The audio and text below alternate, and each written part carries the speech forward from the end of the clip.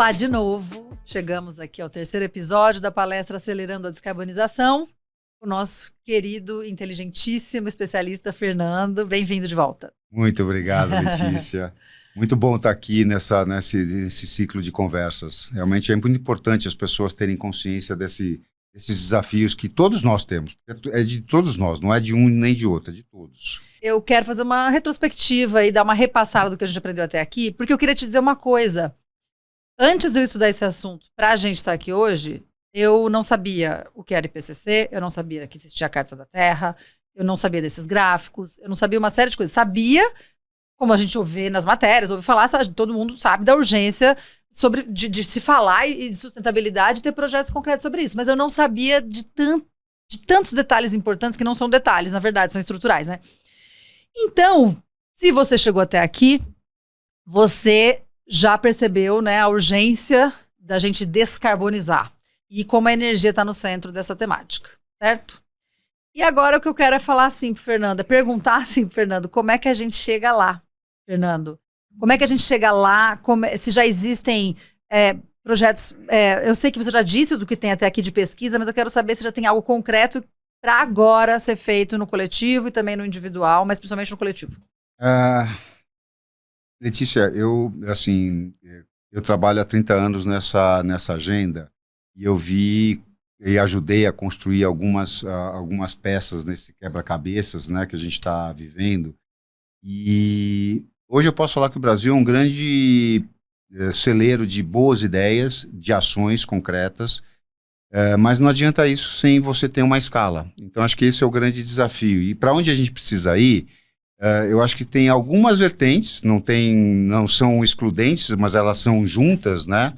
A gente falou muito da consciência das pessoas em entenderem um pouco mais esse tema. Acho que a conversa aqui é nesse sentido de levar a informação e falar, ó, os dados estão aí, eles estão apresentados.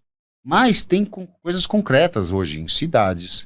Hoje você, por exemplo, tem praças esponjas. Então, ou seja, em vez dessa água ficar acumulada, ela absorve e é utilizada de uma outra forma, em vez de você perder e estragar praças. Então, você tem soluções concretas, soluções baseadas na natureza, que você pode trazer para cidades, além de redução de emissões de carbono via ônibus elétricos, consumos de biocombustíveis. Você tem soluções estruturais, prédios com sistemas de captação solar. Então, cidades que hoje já estão sendo pensadas para que você tenha menor deslocamento, ou seja, menor emissão no seu deslocamento de ir e vir do dia a dia do trabalho e na sua vida cotidiana também. Então, são soluções concretas que aqui no Brasil nós temos algumas, fora do Brasil, e basta a gente ter hoje políticos, leis que, vamos dizer, indiquem o caminho. Então a gente precisa ir para onde realmente o momento pede, que é desacelerar essa emissão de carbono. Sim, mas assim, a minha pergunta você disse sobre coisas que já existem nas cidades, né? Que servem para isso, né? Para buscar desacelerar a emissão de carbono. Mas assim, o que impede, então, de certas coisas como essa virarem padrões, virarem padrão? O que impede, por exemplo, que essa energia mais limpa seja padrão, o meio de transporte tal seja padrão, esse tipo de carro seja padrão? Quer dizer, a gente esbarra ainda na questão dos recursos financeiros. Como é que é isso? Olha, eu acho que assim, todo o processo de mudança tem um tempo de transição. O projeto Proálcool no Brasil, ele é de 75. Então, se você for pensar, tem 50 anos. Hoje, o Brasil é o segundo maior produtor de etanol do mundo, perde para os Estados Unidos, mas é o que mais consome porque a gente mistura dentro da gasolina. Uhum.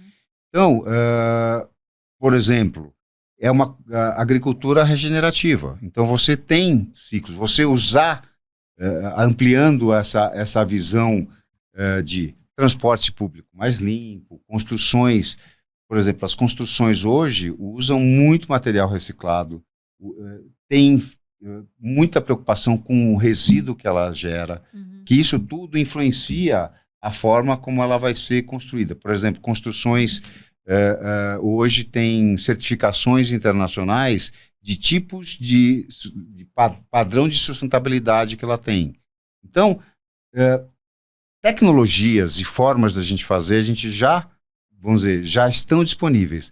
Esbarra na questão da escala dos recursos, dos investimentos. Os investimentos nem sempre chegam para todos. Existem hoje algumas frentes, o próprio BNDES, que é para alguns setores, estimula e tem recursos, vamos dizer, direcionados para isso. Tem os títulos verdes também, que hoje você pode gerar. Mas o grande lance é o seguinte, no nosso dia a dia. Podemos andar a pé, podemos andar de transporte público, podemos andar de carros híbridos, podemos andar de carros elétricos, podemos andar de bicicleta. Qual a forma como a gente vai fazer? Uhum. Hortas urbanas, que você deu um exemplo também, é um outro exemplo, que quantas hortas urbanas a gente pode fazer nessa cidade? Quanto que, vamos dizer, esses telhados verdes que a gente vê em alguns lugares também, que reduzem e deixam o ambiente mais agradável. Então, são soluções simples, às vezes mais complexas, mas que se você for compondo, você vai reduzindo as emissões do dia a dia das pessoas. E imaginar que cidade a gente quer no futuro. Que tipo de cidade? Bogotá, há 30 anos atrás, era uma cidade violenta. Hoje é uma cidade arborizada, segura, totalmente diferente do que era lá atrás. Mas foram 30 anos. Uhum. Então, a gente tem que olhar também um pouco no médio e longo prazo. Esse é um grande desafio que nós temos dentro dessa agenda, que é o curto versus o longo prazo, investimentos de infraestrutura. Por isso eu sempre falo que a parte governamental, políticas públicas são importantes, porque elas trazem uma visão mais de longo prazo. Sem isso, a gente não consegue fazer essa transição de uma maneira, vamos dizer, consistente. Sim. Esse é o grande desafio que se tem hoje. Os investimentos e essa visão de longo prazo com um planejamento, né? Sim. Ou seja, também não adianta você planejar e não planejar de forma sustentável. Claro. Então, eu acho que esse é um outro fator também que vamos dizer, tem que trazer nessa análise quando a gente fala dessa questão. Sabe que uma coisa que eu já fiquei pensando, seja sobre esse assunto, seja até sobre outros, né? A gente, como cidadãos, a gente não foi criado politicamente, mas a gente pode transformar isso, para, sabe fazer o quê? Cobrar, por exemplo, quem você votou como vereador? Ah, fulano. Cobrar dele que ele cumpra projetos, por exemplo, de meio ambiente que ele se propôs antes da eleição. Dando exemplo, né, aqui, ou a gente não faz essa cobrança depois que um político que a gente elegeu tá lá. A gente deixa, agora já está eleito, vai lá fazer o trabalho dele, mas a gente não sabe se acompanha para ver se está fazendo, porque eu te confesso que eu não necessariamente acompanho. Eu tô falando isso porque cabe a gente, como cidadão, também cobrar as autoridades com relação a esse assunto da sustentabilidade na sua cidade, no seu bairro, ou até o síndico no seu prédio, né, o condomínio, porque às vezes é isso que você falou, eu mesma falei da horta e tudo mais, né. Então, assim, o nosso papel, eu acho que ele vai para além do que a gente até falou de mudança de hábito, mas também eu acho que a gente está num momento, Fernando, da humanidade, de ter que repensar muitos padrões de comportamento, de pensamento, sabe, de ação no mundo, de existência mesmo. Eu digo que é um processo de reduzir o desperdício. Uhum. Eu acho que a gente não está no momento que a gente pode ter desperdício, reutilizar, pensar mais de forma circular, regenerativa. Porque se você olha hoje os sistemas regenerativos, né, sistemas de plantação o Brasil, ele tem terras degradadas muito. Você regenerar, você, além de estar fazendo um bem para a natureza, você está captando carbono. Uhum. Então, e isso está na nossa NDC, que foi a meta que a gente determinou na COP de Paris, como o Brasil, de regenerar 12 milhões de hectares. Sei. Então, a gente tem o que fazer, a gente sabe o que tem que fazer, é botar em prática. Uma parte é governo, uma parte é sociedade civil, uma parte as próprias empresas, que elas têm um papel, o setor privado ele tem um papel importante nessa co-construção. É uma co-construção. Sem o tripé da sociedade, governos, empresas, e as organizações da sociedade civil, que tem um papel muito importante também hoje no Brasil, a gente não consegue. E no final, são escolhas. É estilo de vida. É você escolher se você vai consumir um produto X ou Y, Sim. se você... E aí, eu acho que a gente pode trazer um exemplo, né? Qual cidade do futuro que a gente quer e que tipo, já que a gente está falando de acelerar a descarbonização, hoje existem vários tipos de carros. Existe o carro que é vamos dizer, o padrão, que é o motores a combustão interna flex no Brasil, que é o ICE, mas você tem hoje o BEV, que é o veículo elétrico a bateria, que seria o carro elétrico. Ele é recarregável na bateria. E ele tem a questão de autonomia com energia elétrica. Agora, essa energia elétrica é limpa ou é suja? Você sabe de onde vem? Por exemplo, em outros países, a energia elétrica que abastece os carros não é tão limpa. Então, o Brasil também tem uma vantagem competitiva nesse processo. O FEV, que é uma célula de combustível a hidrogênio, que é uma tecnologia ainda que está começando, está em estudo, mas que também emite vapor d'água. Então, você tem uma outra tecnologia. O PEV, que é o híbrido plug-in, então o que ele é? Ele é similar ao híbrido pleno, mas com uma capacidade de bateria maior. Então, você tem sistemas. E tem o carro, é o EV, que é o híbrido pleno, que é o com motor a combustão interna e o motor e motores elétricos. Então, ou seja, há 10 anos atrás você não tinha essas opções. Não.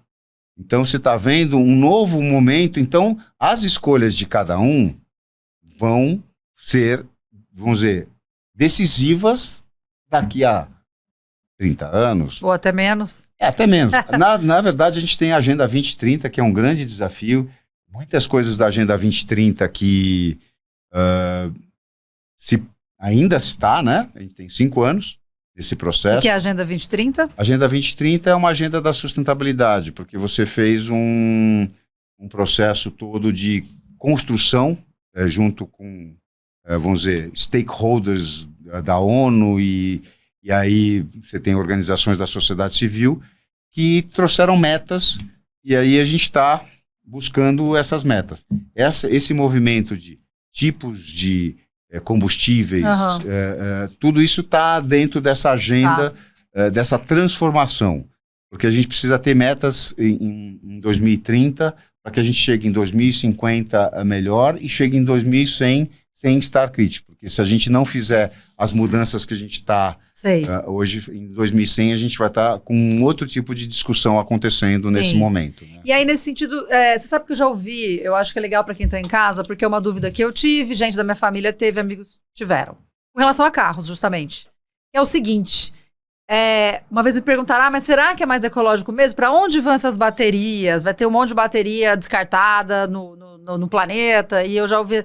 Eu queria que você falasse brevemente para a gente, para deixar isso, né, elucidado para todo mundo, de por que seria uma opção mais sustentável. Hoje, a primeira coisa, né, os sistemas de baterias hoje são muito mais modernos, elas têm uma capacidade maior e você tem hoje também áreas de sistemas isolados. Então, por exemplo, as baterias de carros hoje já podem, pensando na economia circular, elas têm um tempo de vida, mas depois que elas, vamos dizer, forem utilizadas, elas podem ir para sistemas isolados, porque ela entra num sistema de placa solar, bomba d'água, e ela armazena energia onde você não chega à rede.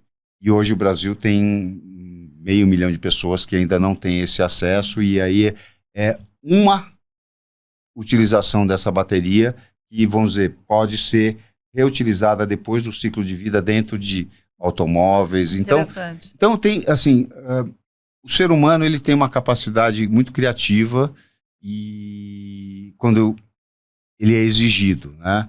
Então, se a gente pode falar assim, esse momento é importante que todos tenham essa consciência de que é urgente, você faz parte do problema e da solução. Não adianta falar que o problema é do governo, o problema é dos outros. Não, é seu também. Porque todos nós vamos sofrer com questões climáticas. Sim. Ou seja, mais ou menos, infelizmente, a classe com menos condições por isso que falo de uma transição justa, são as que vão mais sofrer. Então, seja com o aquecimento global, que aí você não...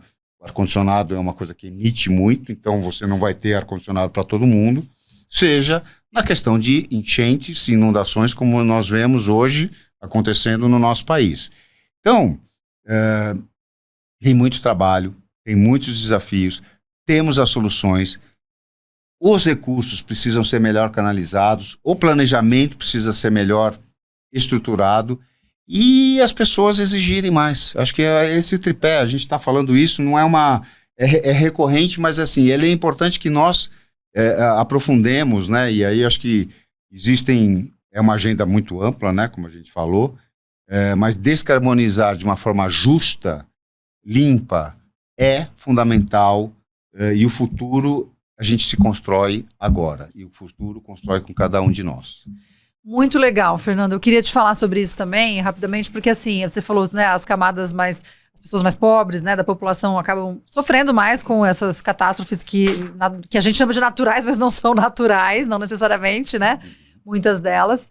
E aí, nesse sentido, foi quando eu conheci o que vocês, especialistas, usam a sigla ODS, que são os Objetivos do Desenvolvimento Sustentável. E eu queria que você falasse brevemente para a gente sobre do que se trata.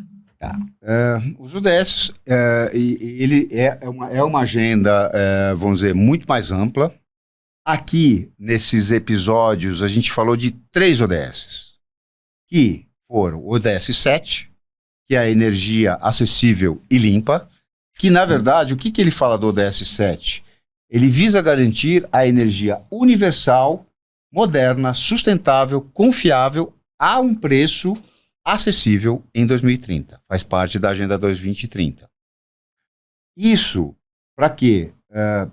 Como que você vai conseguir? Com energias renováveis, porque não adianta você trazer energias não renováveis nesse processo. Então, é uma cooperação internacional para esse processo de energias mais limpas. O ODS 13, que é a ação contra as mudanças climáticas, que apesar de todo mundo falar, mas a mudança é do clima, mas afeta você, afeta todo mundo. Claro. E foca realmente na questão das mudanças climáticas e nos seus impactos, né? Porque são impactos, não é um impacto. Precisa da resiliência, então você tem adaptação e mitigação nas cidades, então você pode fazer adaptações em muitas cidades, você pode fazer projetos de mitigação dessas reduções, como eu falei, dos solos filtrantes que ajudam, e precisa de políticas nacionais e capacitação institucional para que isso aconteça de uma forma, em 2030, melhor do que a gente tem hoje. Então a gente tem aí um tempo. E que eu acho que é muito importante, e aí acho que também chama a todos, que é o ODS 17, que é a parceria e meios de implementação desses processos. E não adianta nada também você ter uma série de tecnologias e você não implementar. Claro. E essas parcerias precisam ser globais, e precisa ter o recurso de quem tem recurso para os países em desenvolvimento, que também vão sofrer mais, como eu coloquei. Então eles precisam desses recursos para caminhar. E a estratégia é uma cooperação financeira, tecnológica e institucional, fortalecendo essa integração de governos subnacionais, porque a ideia é global, mas a ação é local. É local. É na cidade, é no teu bairro, sim, que nem você falou, no prédio. Então, só que os ODS têm uma outra agenda. Tem sobre pobreza, sobre bem-estar, sobre qualidade da educação, sobre indústria e inovação. Então, você olhe qual dos ODS que tem a ver com a sua vida, com o seu trabalho, com o seu negócio, com aonde seu coração chama, porque todos precisam de movimentos. Por exemplo, vida na água. Então, quem gosta de mar tem muita coisa que fazer, porque a acidificação dos oceanos está crescendo. Uhum. E esse é um outro fator também. Então, aqui a gente fez um recorte, como eu coloquei, falando sobre acelerar a descarbonização, com esse viés de mobilidade, de o que fazer, de energia, da transição energética, porque tudo na vida, 77% das emissões globais são CO2, é o carbono. Então, se a gente reduzir as emissões de CO2, a gente já emite uma parte. O segundo maior é o metano, que tem uma potência maior, e depois tem mais outros gases, mas 77% é CO2. Então, se nós já temos essa informação, vamos plantar mais árvores, as árvores absorvem. Vamos fazer projetos com energias limpas. Vamos usar menos recursos, porque também quando você extrai o recurso, você também está emitindo. Então, são algumas frentes diversas e que cada um de nós pode. E tem os outros que são consumo e produção responsáveis.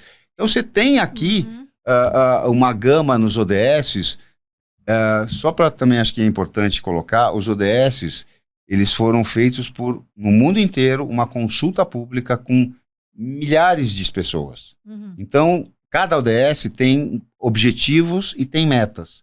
Então, estudem que são 169, acho que já até aumentaram o número de metas. Embaixo de cada uma tem as submetas. E aí você pode ajudar nesse processo. E nesse sentido, eu quero só colocar 2 pontos para a gente encerrar. Um deles você falou sobre plantar árvores, também, quando a gente fala das empresas, parece que a empresa é uma entidade à parte. As empresas são feitas por pessoas, né, que dirigem essas empresas. Então, cobrar um reflorestamento verdadeiro, não esse reflorestamento que muitas vezes se usava de fachada, a gente já falou disso, assim, né, entre nós, cobrar mesmo um reflorestamento verdadeiro. E eu queria, você falou, né, a gente estava falando disso sobre as próximas gerações, querendo ou não, são as que mais vão estar ali na zona de risco. Então eu fico pensando o seguinte, que também a gente pode fazer. Assim como a gente cresceu pensando que os nossos filhos têm que pensar, dar um bom estudo, depois será que ele vai fazer faculdade, como é que tá o boletim, será que vai, para quem tem uma grana ali a mais, será que ele vai poder pagar o inglês, vai fazer futebol, tem que fazer esporte, tem que fazer... Então agora, para isso tudo que a gente já fazia pelos nossos filhos, tem que acrescentar uma coisa, que é a gente se autoconscientizar, a gente se conscientizar da questão da sustentabilidade e conscientizar essas pessoas, porque aliás, nossos filhos serão futuros consumidores. Então como é que se educa um consumidor, um cidadão? Então eu só estou querendo colocar isso, porque é tão importante quanto o filho fazer faculdade, a gente tentar deixar para os filhos um mundo de pé. Um mundo melhor. Um mundo melhor. Ou um mundo com as condições que nós temos hoje. Porque se você for olhar hoje, o mundo tem uma série de questões, mas a gente ainda está conseguindo viver de uma forma consistente. O grande desafio é que a emissão de carbono está aumentando. A gente precisaria fazer essa inflexão em 2012. Estamos em 2025 ainda, ela, vamos dizer, subindo, e as tecnologias estão aí. Os recursos nós temos trilhões hoje sendo alocados em outras frentes que emitem e não... Então, eu acho que o grande desafio é nós olharmos nesse, e aí eu concordo, que é a educação. O que a gente está trazendo aqui é um pouco de informação. Eu sugiro que vocês aprofundem nessas temáticas que vocês achem, vamos dizer, interessantes dentro da sua vida, porque esse é o caminho. Cada um de nós fazendo a sua parte, cada um de nós trazendo outras pessoas, mostrando que o processo está aí acontecendo, não está longe, tá?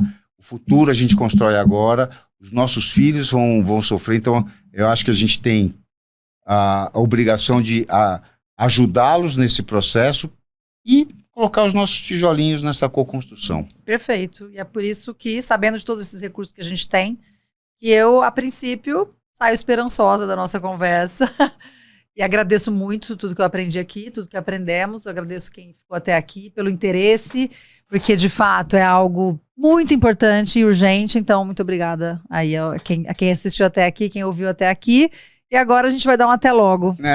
Obrigado a todos e até a próxima, porque realmente esse tema é muito importante para a nossa humanidade. Obrigada. Obrigado. Até.